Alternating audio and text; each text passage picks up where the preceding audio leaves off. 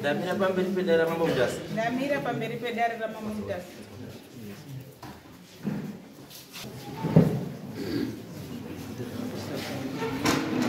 Ndamira pamberi pedare ramambo mudhasi. Ndamira pamberi pedare ramambo mudhasi.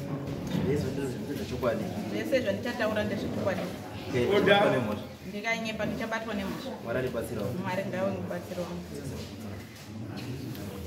Musoro imadzishe, musoro imadzimambo, musoro imadzisabhuku.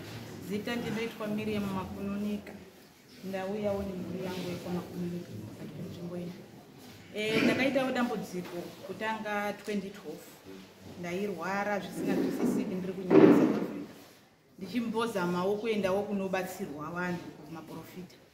Mweya waibuda kumaprofita waitaura zvawaitaura uchinzi mudzimu uchitaura zvawaitaura. Ukasvika pakuzonditi 2012 iyoyo ukasvika pakunditi enda kumusha unotaura nevakuru, unosuma dare iri kuvakuru.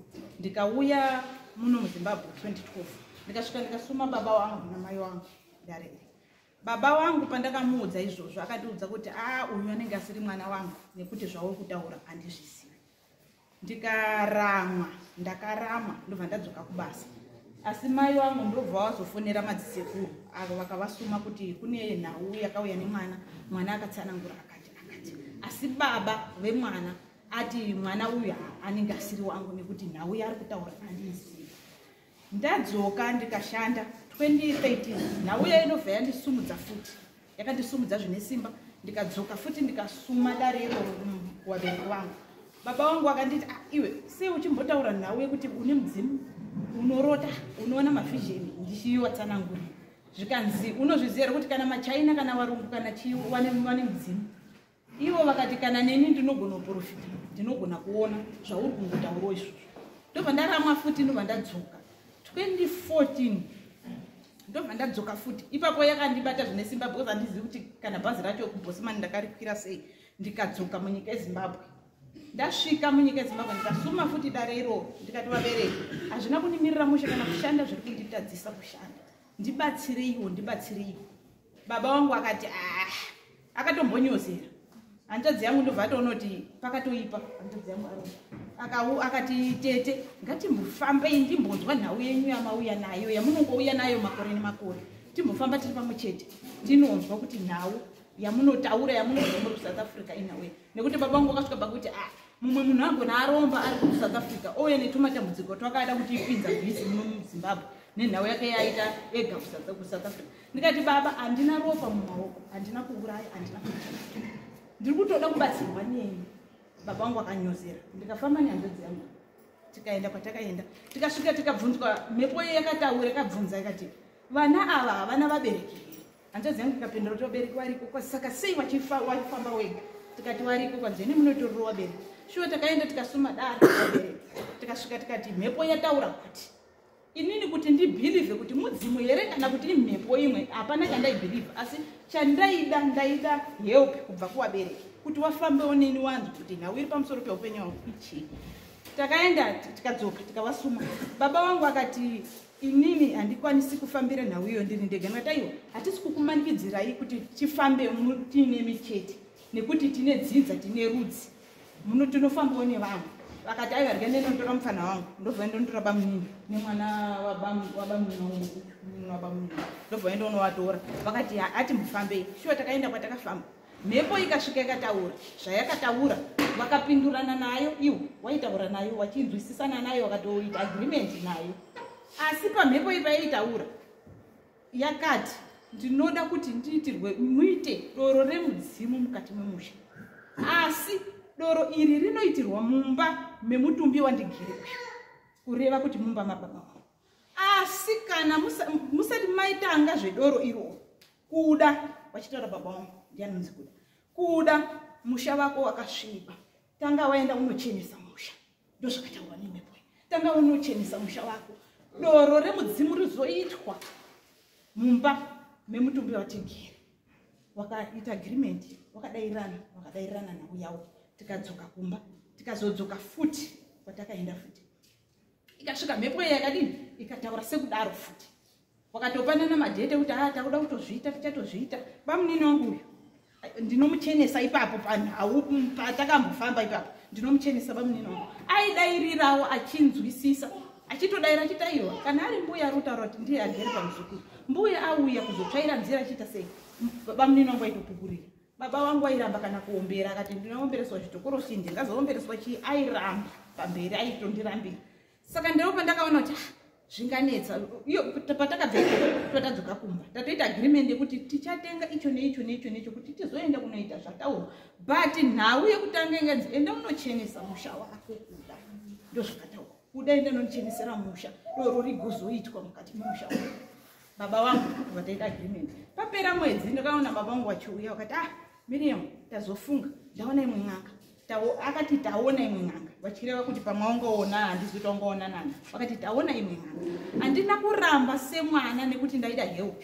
ndaida kubatsirika nekuti life yangu iri kurwadza handiri kunyepera saka ndaunganidza madzibaba angu nemadzimai wese havana kuuya awo ako asi life yangu iri kurwadza nababa vangu zvozvo hatinyatsi kutaudzana namai vangu hatinyatsi kuwirirana nenhau iyo nekuti baba wane rimwe divi ravanoti mhepo igere pandiri imhepo yekwakasu vachitaura mai vangu vanoti mhepo igere pandiri ndeyokwakasu ndo matauro anomboita dzimwe nguva ndobva vatsvaga n'anga yavo ndikaenda kun'anga yavo ndasvika kun'anga yavo tichingopindemo mukanzi anonzi Miriam ndiani ndikasomuzaro wako ndikati ndiri zvikanzi munganetseka nezviri pamwana uyu mwana uyu ane ngozi ndopataurwa natasho kanzi mwana uyu ane ngozi varume ava vakatomuka kufara vakati sekuru ndo zvataida ini ndakangovatarisa natasho vacho ndakangomutarisa vakatenda nezvazvo semwana ndakanyarara nekuti ndandafamba nemadzibaba ndandakamirira madzibaba angu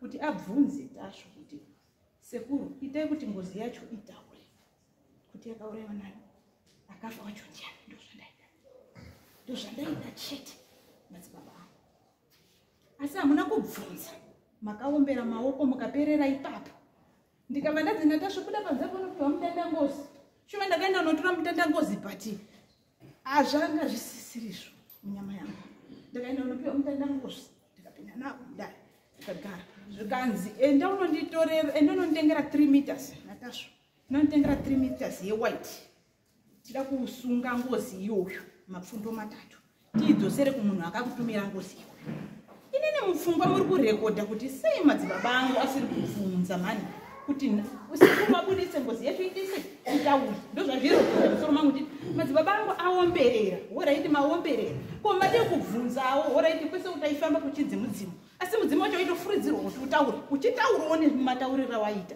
ko ngozi yatadza here kubvunzwa kuti itaure havana kuzviita madzibaba angu ndobva tati tapedza madzibaba angu akakumbirira tasvo akati sekuru tasvo tinomunin'ina wedu wakafa zvisina tsananguro taikumbirawo kuti mutiudzewo sekuru tasvo akati abude panze pamunopiwa dhishi takapiwa dhishi ratakapiwa zvikanzi enda mogara pasi pemutaro munobvunza dhishi iro kuti akauraya munin'ina wenyu ndiani shuwa vanhu vakapiwa dhishi zvikanzi uyu wengozi uyu ngaendewo anobvunzawo kuti akamurasirira ngozi ndiani inini mupfungwa mangu muri kungokirika mani kuti ngozi yacho isina kumbofuridzirwawo yotaura zviri nani kuti ipotsa hayo mazita ichipotsa rodhi kwayakabva but isina kubvunzwa saka ndakangoenda pasi pemuti paya tikasvika tikaomberera dhishi riya tichiomberera tati nemwana wahanzvadzi yangu zvakudzidza kuSouth Africa tati naye ipapo musikana iye tichiomberera dhishi mwana musikana akabva adonha akutanga kupfana nekubudisa masiriri nekuomesa nyama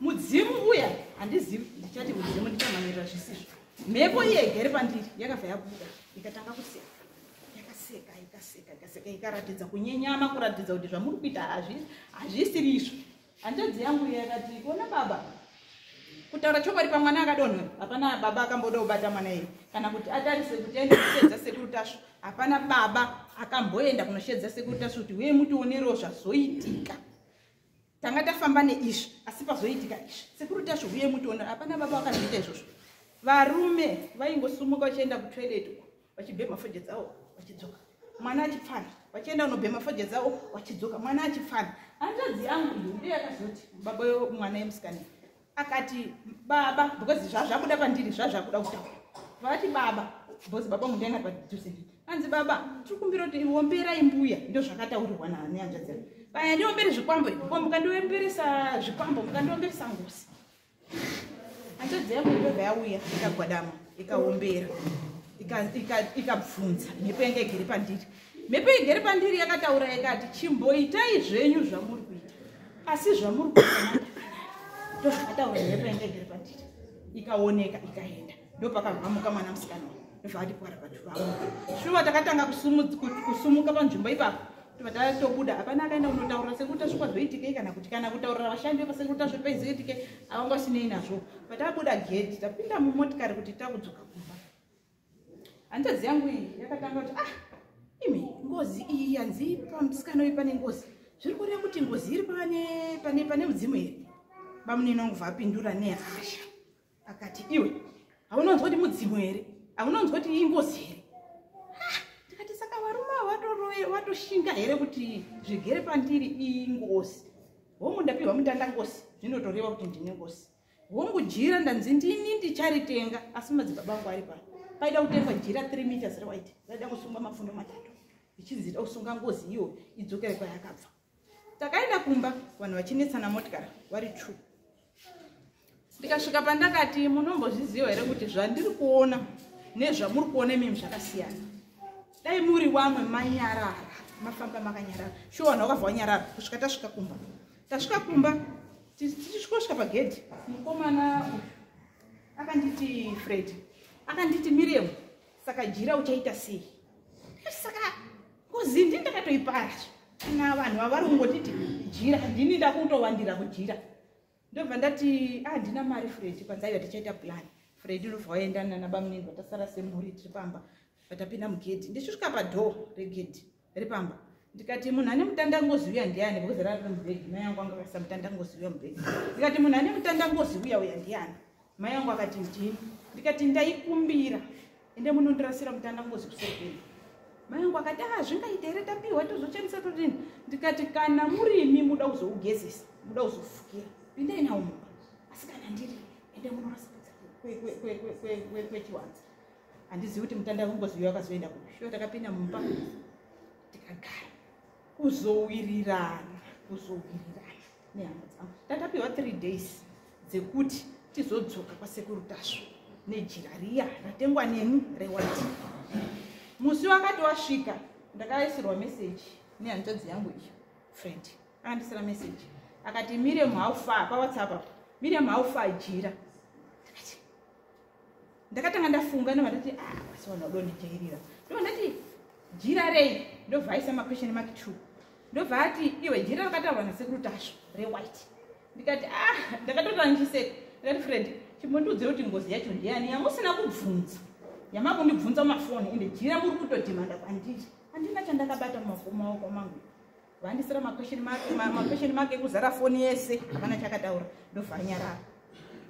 Tasvika musi wekuti 3 days dzakwana because ndapiwa mutandangozi wekuti ndigeze ndifukire kuti tizodzokera kwasekuru tasvo nejira rewhite rizosungwa mafundo 3 kuti ngozi idzosere kwayakabva.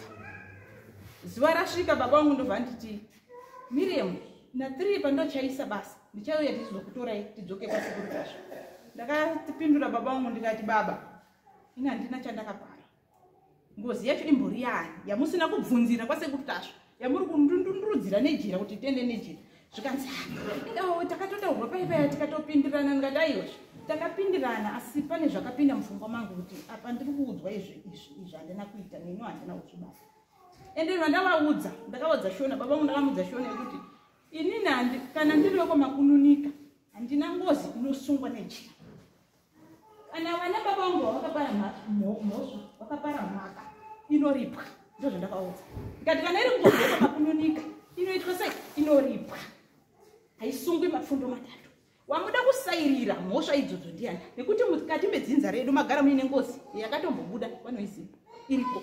Ndikati kana iri ngozi yakaparwa naMozisi makununika ndimi sekuru wedu yakaparwa naMozisi makununika kana akandirasirira achiri mupenyu ini handina chitema chekuti ndingatora ngozi iyo yakakandwa pandiri ndoikandira umwe munhu. Ndingachakandira ani nekuti akaipara mhosva asisipo. Ndo zvandaunganidzira madzibaba angu. Ndiri kukumbira ndida kuchenurwa zvipatsanurwa kuti ingozi yakaparwa naMozisi makunonika here mudzimu here nekuti ini nditori mudiki handitozivi zvokuti chii chinonzi mudzimu. Toda kuti zvipatsanwa ndo zvandakuunganidzira. Handina vandikupuma kuti uya akashata zvengozi munozviziva. Vana mudhara mudhara mukuru ndoga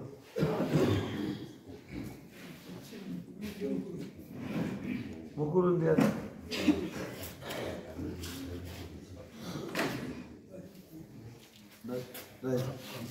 zvirikutaura nemwana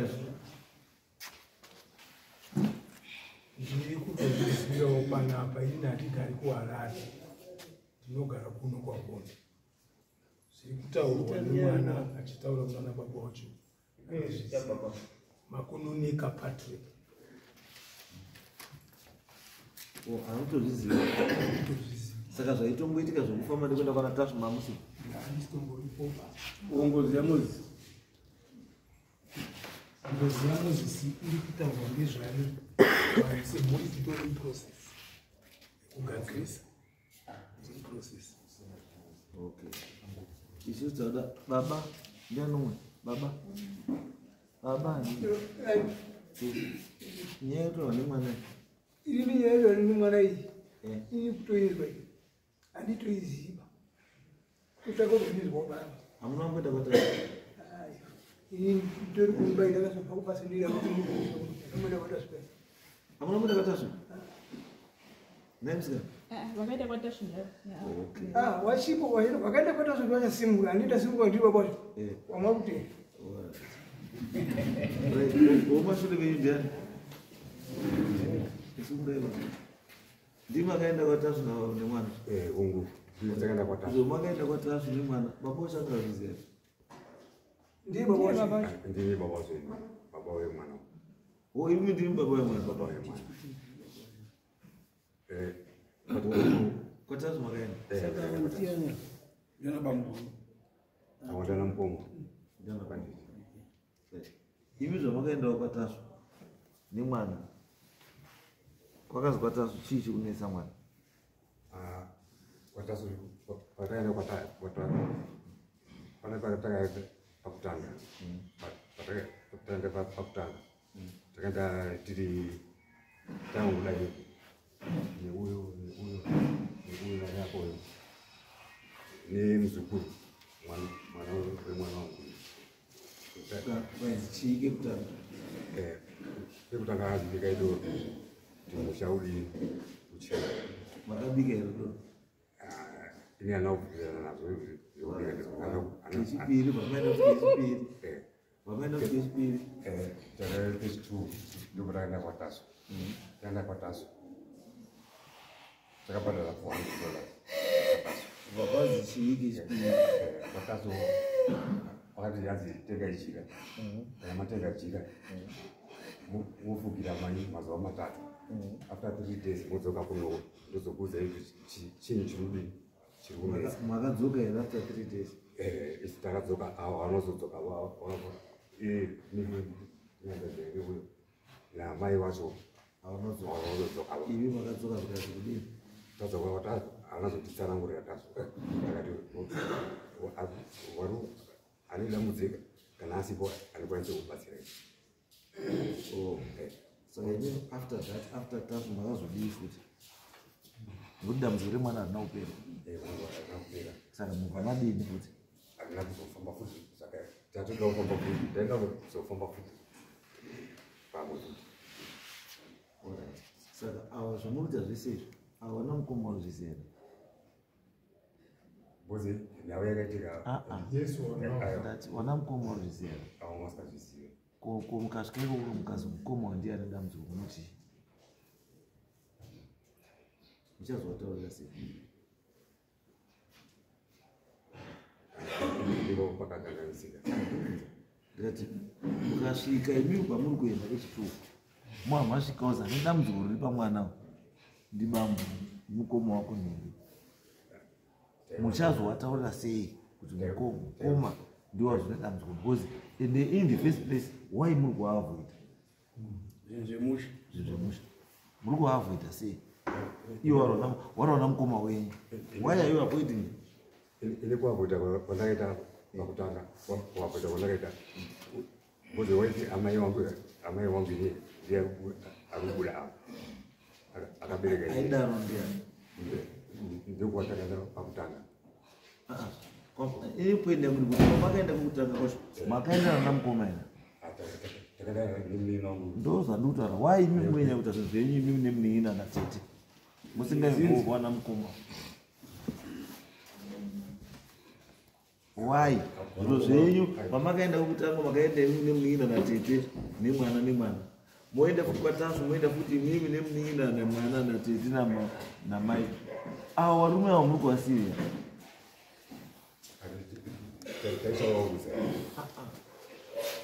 amungati kekutanga moti mistake moita kechi2 moti mistake moita kechi3 imi makatita kechi3 kai makaenda katasuka 2 kai mukaenda kwekutanga kukazi mai wambuyo wakaita rubuda ndikwekutanga kwatasunga nekwekutanga mukadzoka mazenda motenge jira munodzoka kechi2 mukadzoka kechi2 kwamakadzoka muri mega musina wana wacho jira rataura anotenga handisi kutaura kuti azatenga jira ndiarira wacho ndati pamuromboita zvinhu zvenyu sei murusiya wamo because chinhu ichi kaichi chaifanira kunga chakatokunakidzai from day 1 pachakazi ndimai wako vari kubuda handiti pachakazi ndimai wako ari kubuda ichipedzi chakutoinvova nevamwe then why are you choosing kuti iwe utore pamhuri utore muri 4 wotora 1 mufamba muri 2 vamwe 2 wasiya how do you feel uchizwa mukoma wako achimira pamberi pedare rino achitaura kuti zvese zvinotozvizwa pana It's not a mistake to repeat the same mistake.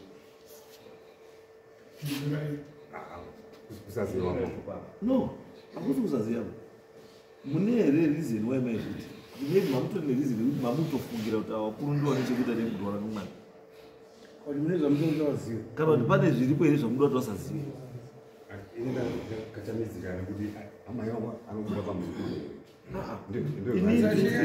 inini ndiri kuti kana mataurirwa imweni kuti mai wenyu anobuda pamwana andizvo wamaifanira kutanga kutaurira ndianani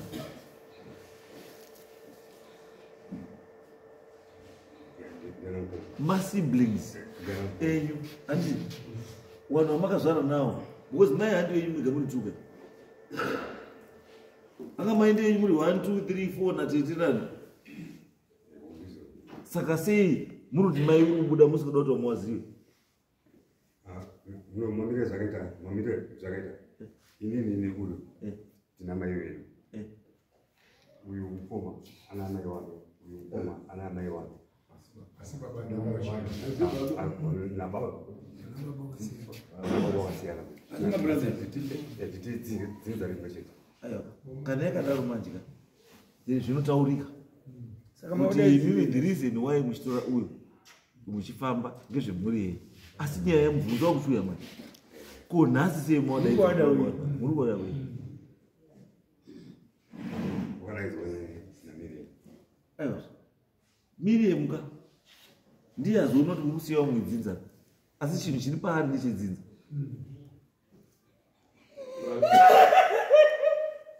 nyaya yengozi yambotaurwa namukoma wacho yati ari kuziva iri process mukoma watora une ngozi yajoe yaruziva yamozisi yamati muri muprocess kugadzirisa handiti saka mutori nechimwe chemhuri chamutoziva saka munozviseparata papi nopapaifanira kunga mabvatongana kamabataura komana tine yedu zvamozisi asi tine futi zviri apa izvana mukoma zvewana izvi izwa izvi kutora mwana uri kuti mai uri kubuda muhamba kugadzirisa zvinhu chii pamwe chete because ichiri chega ichi hamuchikwanisi Look at the number of them, but the Kakuramba would die. Because wakazibika doro kakati ndibiki doro handizvo anozvibvumira ukazitenga jira wavoti jira ndoti handotenge asi doro wazibika doro chakatanga uzoite wazitanga kubika doro ukati handibiki asi pakazi ndotenge jira gwamhanya kutenga ndio makabvuma nyingi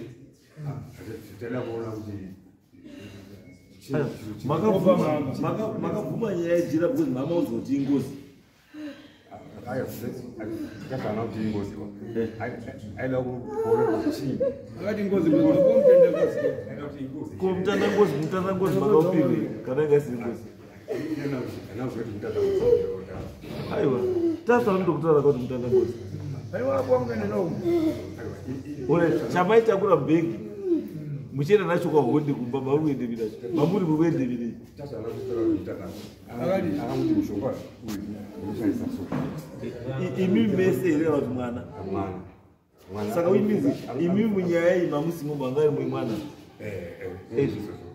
saka imimi which means kuti imimi panyaya yemwana wayo mamutotonga musipo imuripo wozi kana muchitoti mushonga wake waakapiwa wosenzesa it means mamusitoripo manga muripo asi hamuna kuti achigura mabambo wozi makazi bika idoro hamuna kubika dai maa muripo mudai makabika doro but the fact yekuti makazi bika idoro doro hamuna kubika asi pamazozijira pamaenda kotenga jira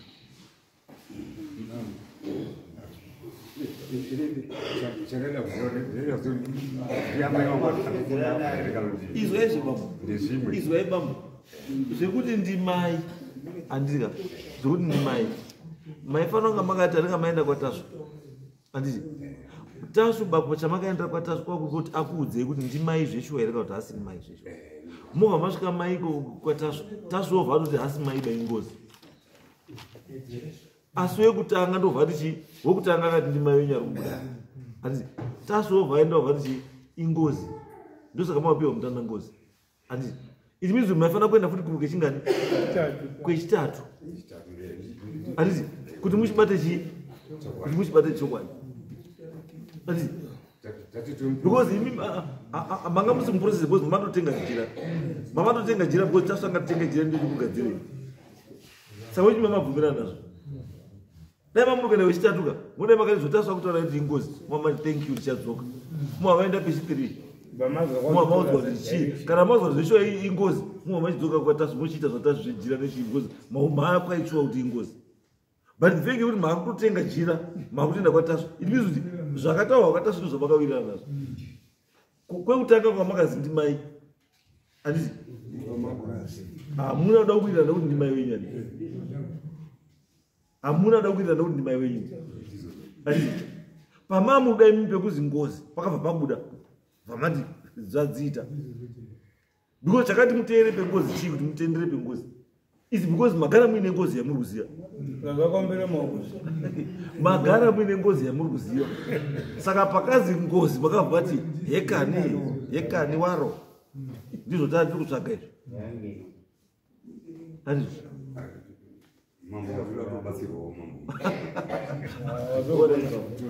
bambo izwai chiwanu bambo chiwanu hachishovhiba muruzwa ende chiwanu hauti ndinoziva ba muruzwa bambo chinobudawo bambo chiri kubuda pamwanawo chinokosonga chicho chichi chatogarike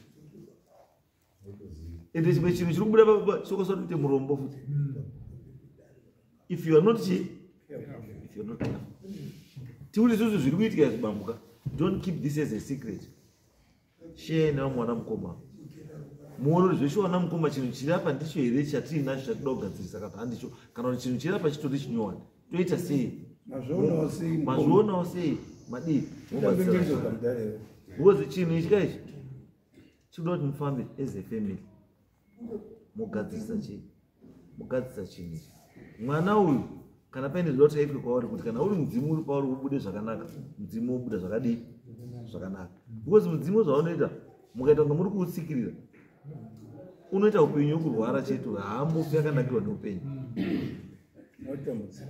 anotambudzika kugara akarara achidini hapana chinombofamba chaanoita muupenyu kusvikira maaccepta kuti chinhu icho chirimo machigadzirisa because hapana zvimwe zvechidiwa pamwe chechidiwa machira chaivo kufana kuzi nditete musha kuda machira zvatopera motogara zvinge zvisingori zvinhu zvakawanda zvinodiwa but imi musakazvibvuma manje ndopanoita chii ndopanoita dambudziko racho chiendai pane wechitatu akubatsirei kana kutoti chitotanga futi kuti 1 3 mwine wamwe Munowirira nene nana mutombo. ndisanduti kana yakadaro anozvira mangoma chitanga imba mwe chete nana mukoma Tomboziya zvomasure. zvekumasure siyai chiende pamwe chete maana namukoma newamwe moenda kutanga kuti 1 moenda Muibvunza. mubuda nechi mubuda nechokwadi ende chinoitika kana masvika pane mudzimu mudzimu unobvunzwa kana nyangwe iri ngozi inobvunzwa Inomurongera. mutaurirwa ndizvo saka chitsvagaiwa natatuiwa moenda ikoko asi uyu kwari kuti zvaari kuita kuratidza kuti wane nguva rekurwadziwa chimubatsira yazvururi zvake zvifambi zvaka Amene mambo. Amene pana mungagona kutipo here. inenge yato next ati next week ati is next week Saturday ndo kwakwe yes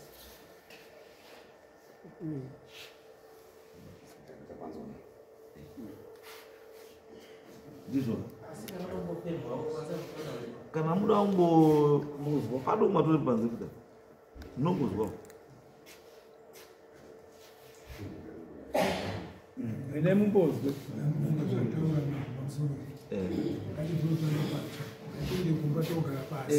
ndizvo Kutanga pacho. dai mogare pasi mutange futi kuti 1 muyasa kutoziva kuti tabva taenda apa tadai apa motaurirwa zvese nezviri kunetsa mumusha mobva marongerwa futi nezvamozisi because mangotaura kuti tine zvamozisi asi tata muprocess rongerwa zvinhu zviite sei zvifambe zvakanaka handei mozototaura kuti maronge then